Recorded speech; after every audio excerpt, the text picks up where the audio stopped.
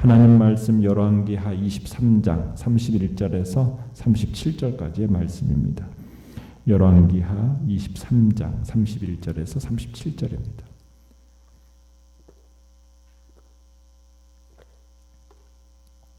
열왕기하 23장 31절에서 37절 우리 한 목소리로 같이 읽습니다.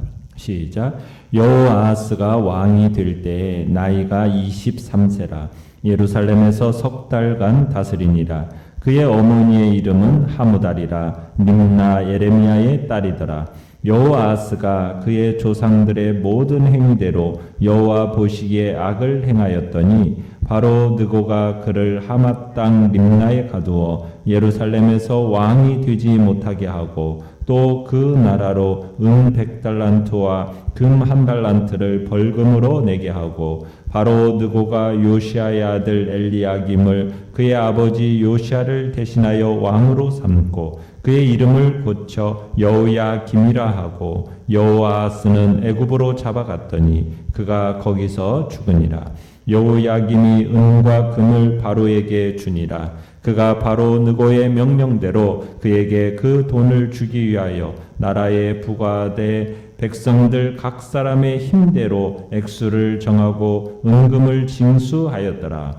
여호야김이 왕이 될 때에 나이가 25세라 예루살렘에서 11년간 다스리니라. 그의 어머니의 이름은 스비다라 루마 부다야의 딸이더라. 요호야김이 그의 조상들이 행한 모든 일을 따라서 여호와 보시기에 악을 행하였더라. 아멘. 오늘 말씀의 제목은 다시 원점으로 라는 제목으로 말씀을 나눕니다. 유다 왕국 최후의 성군 요시아의 뒤를 이어서 유다의 17대 왕으로 그의 아들인 여호아하스가 등극하게 되는데 그때의 나이는 23살의 나이에 왕위에 오르게 됩니다. 그런데 왕위를 얼마나 있었느냐? 고작 3개월밖에는 그 자리를 지키지 못하게 됩니다. 어떻게 보면 유다 왕조사상 가장 단명한 왕이다라고 할 수가 있습니다. 아버지 요시아를 전투에서 죽게 한 바로 느고, 애굽의 바로 느고가 이제는 유다 왕국을 좌우하기 시작했기 때문에 이런 일이 벌어진 거죠. 이 애굽 바로 느고가 여호아스를 폐위시킨 겁니다.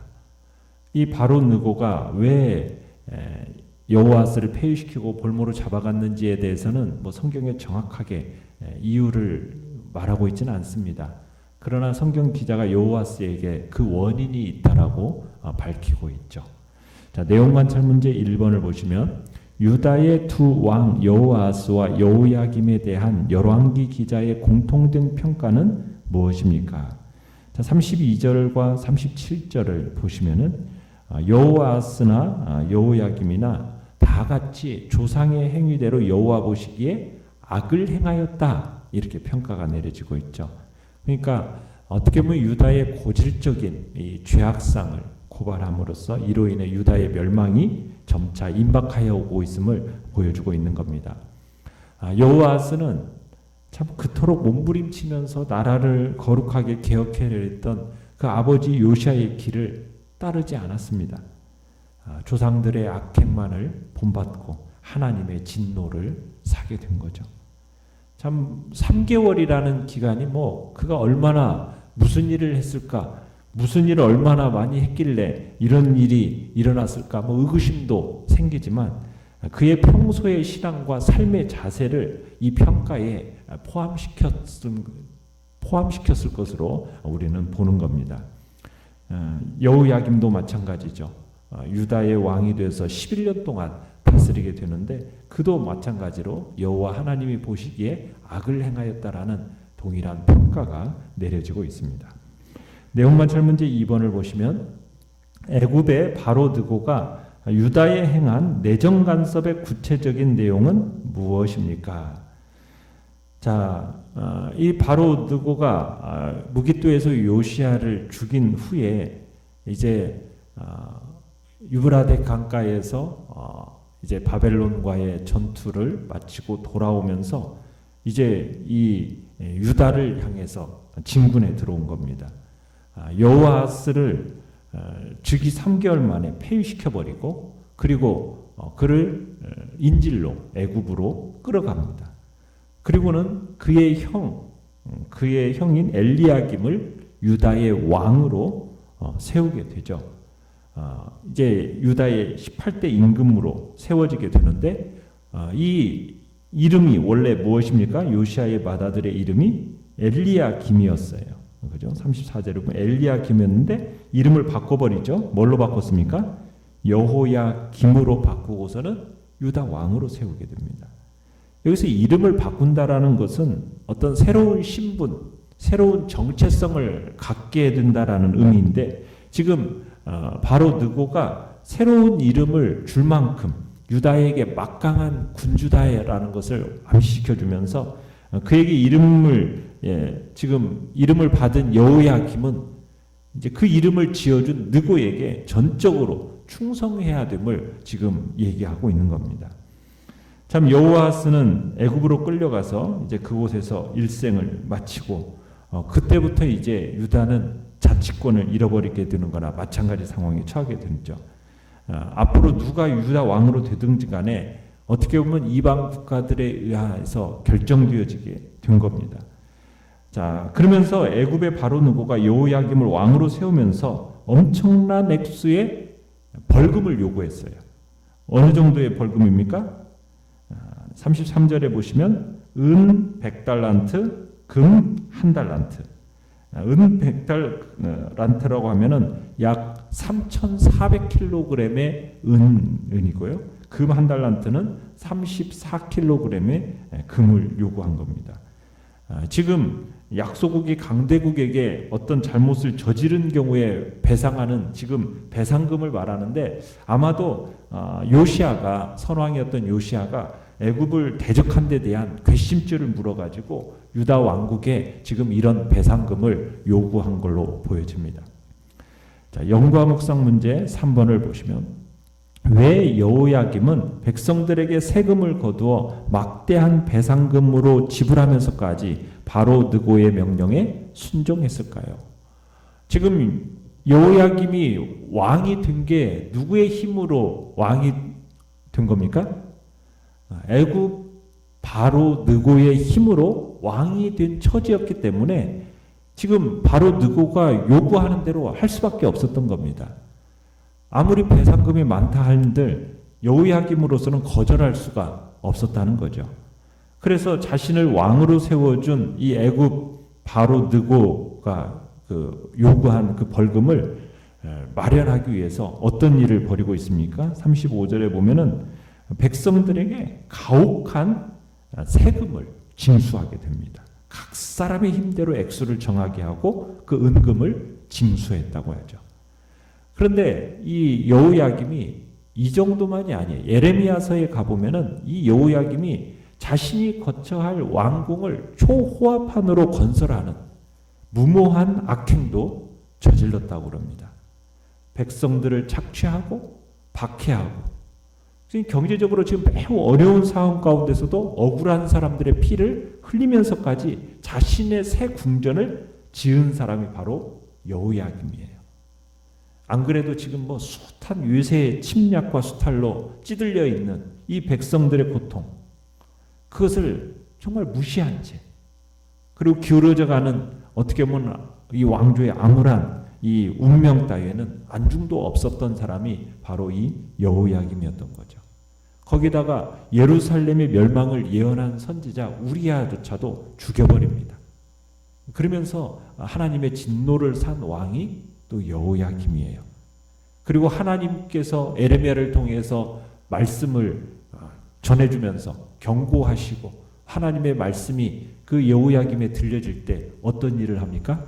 작은 칼로 그 예언서들을 다 찢으면서 불에 태워버리는 그 사람이 바로 여호야김이죠. 참 유다가 이 여호야김 시대에 접어들면서 요시아의 개혁이 완전히 물거품이 되어버렸다라는 것을 우리가 목격하게 됩니다.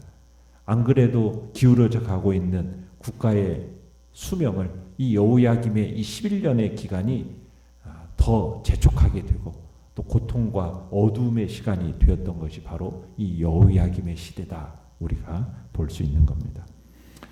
느낀 점 4번을 보시면 유다의 영적 쇄신을 이루었던 요시야 이후 왕위마저 이방 왕에 의해 좌지우지되고 백성들의 혈세가 허비되는 민생도탄의 상황을 보면서 무엇을 느낍니까?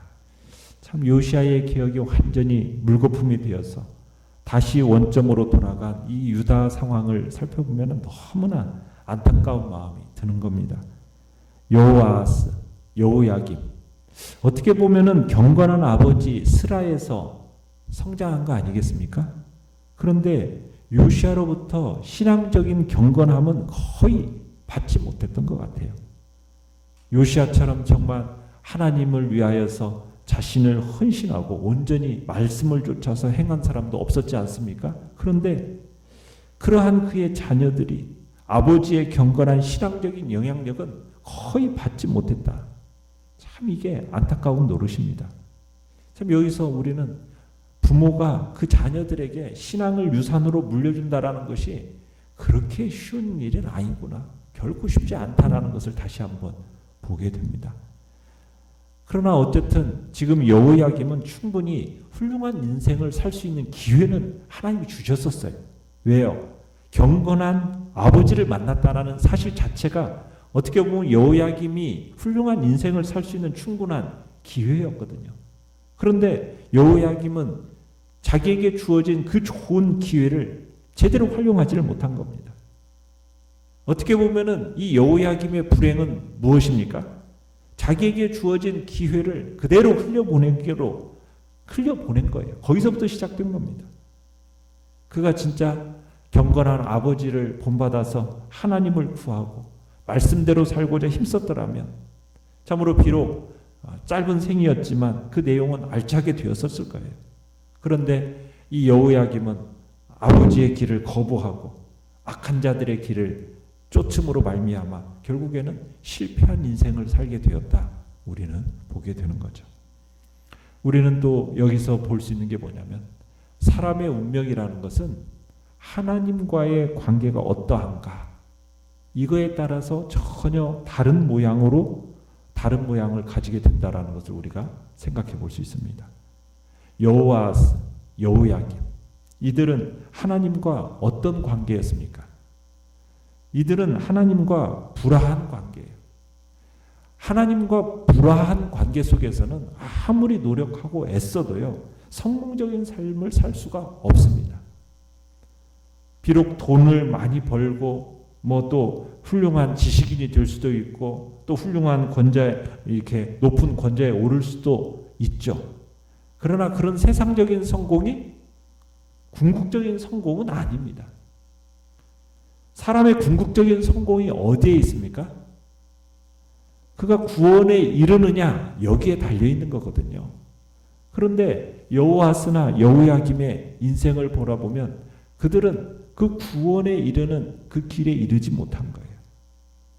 이 세상의 삶이라는 것은 잠시입니다. 그 이후에 있을 영원한 삶에 비하면 한순간이에요.